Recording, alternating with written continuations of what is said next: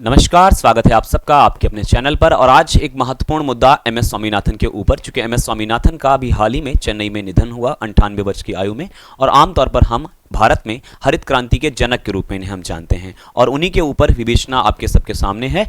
तो प्रसिद्ध कृषि वैज्ञानिक, पूरा नाम इनका ध्यान रखिए, पेपर में आ सकता है, मनकोम्बू संबाशिवन स्वामीनाथन। इनका अभी हाल ही में शॉर्ट फॉर्म में हम इन्हें एमएस स्वामीनाथन के नाम से जानते हैं, एमएस स्वामीनाथन। पूरा नाम इनका है मनकोम्बू संबाशिवन स्वामीनाथन और इनका निधन हो गया है हाल ही में चेन्नई के भीतर 98 वर्ष की आयु में। आमतौर पर हम इन्हें भारत के अंदर कृषि वैज्ञानिक के साथ साथ प्रमुख वैज्ञानिक, कृषि वैज्ञानिक, पादप अनुवांशिकी और प्रशासक के रूप में हम जानते हैं, क्योंकि ये प्रशासनिक सेवा के ही अधिकारी थे। इसलिए हम ये कह सकते हैं कि ये प्रशासनिक सेवा से जुड़े हुए एक अधिकारी थे। उन्होंने हरित क्रांति के दौरान भारत में गेहूं और चावल की अधिक उपज वाली किस्मों को विकसित करने का महत्वपूर्ण भूमिका निभाई और उन्हें भारत में हरित क्रांति का जनक कहा जाता है। दो बातें ध्यान रखना, जब जवाहरलाल नेहरू के निधन के पश्चात लाल बहादुर शास्त्री भारत में कहीं ना कहीं प्रधानमंत्री पद पर काबिज हुए और प्रधानमंत्री पद पर जब काबिज हुए तो वो 1964 का दौर था और उस दौर में अमेरिका ने भारत को गेहूं देने से मना कर दिया और मना करने के बाद कहीं ना कहीं लाल बहादुर शास्त्री को आह्वान करना पड़ा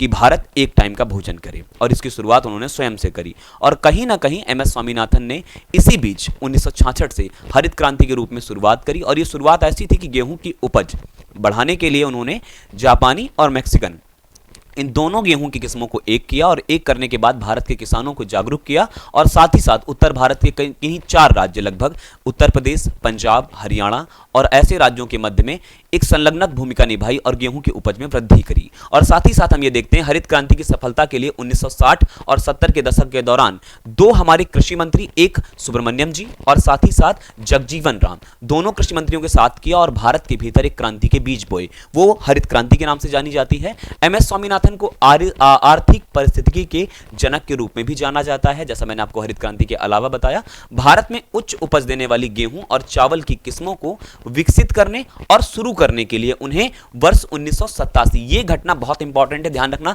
रीजन क्या है? 1987 में पहले विश्व खाद्य पुरस्कार के लिए सम्मानित किया गया। यहां से क्वेश्चन इंपॉर्टेंट बन जाएगा। क्या बनेगा? आपसे क्वेश्चन ऐसे बन जाएगा कि बताइए किसे पहला विश्व खाद्य पुरस्कार से सम्मानित किया गया, या एमएस स्वामीनाथन का हाल ही में निधन हुआ, इन्हें किस वर्ष पहले विश्व खाद्य पुरस्कार से सम्मानित किया गया? तो आपको वर्ष ध्यान रखना है, खासा इंपॉर्टेंट सवाल आपके लिए रहेगा। इसके अलावा अगर हम बात करें तो उन्हें 1971 में एशिया का नोबेल कहा जाने वाला रेमन मैग्सेसे पुरस्कार दिया गया और 1986 में अल्बर्ट आइंस्टीन विश्व विज्ञान पुरस्कार से भी सम्मानित किया गया था। दोनों बातें ध्यान रखना।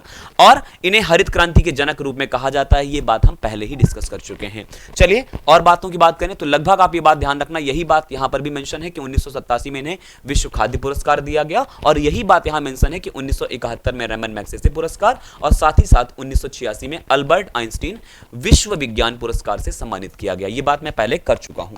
अन्य बात अगर करें हम तो इन्हें एचके फिरदौसिया पुरस्कार, ये बहुत महत्वपूर्ण पुरस्कार है, पूछा जा सकता है, और लाल बहादुर शास्त्री राष्ट्रीय पुरस्कार के साथ साथ इंदिरा गांधी पुरस्कार से भी सम्मानित किया गया है। वर्ष 1979 में कृषि मंत्रालय के प्रमुख सचिव के रूप में काम किया और वर्ष 1988 में अंतरराष्ट्रीय प्रकृति और प्राकृतिक संसाधनों के संरक्षण संघ के अध्यक्ष बने, यानी कि अंतरराष्ट्रीय ओहदों पर भी इन्होंने बहुत बड़ी जिम्मेदारी निभाई।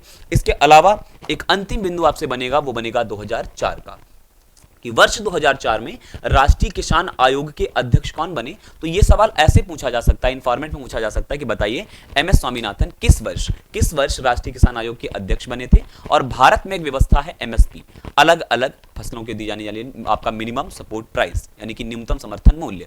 न्यूनतम समर्थन मूल्य के लिए एमएस स्वामीनाथन का बड़ा योगदान रहा, क्योंकि एमएस स्वामीनाथन ही वो व्यक्ति थे जिन्होंने इनकी समिति की अध्यक्षता में एमएसपी को भारत में लागू किया गया था। उम्मीद है आपको एमएस स्वामीनाथन के बारे में सारी बातें समझ में आई होंगी। अगर समझ में आई तो नीचे कमेंट बॉक्स में जरूर उत्तर करिएगा। नमस्कार।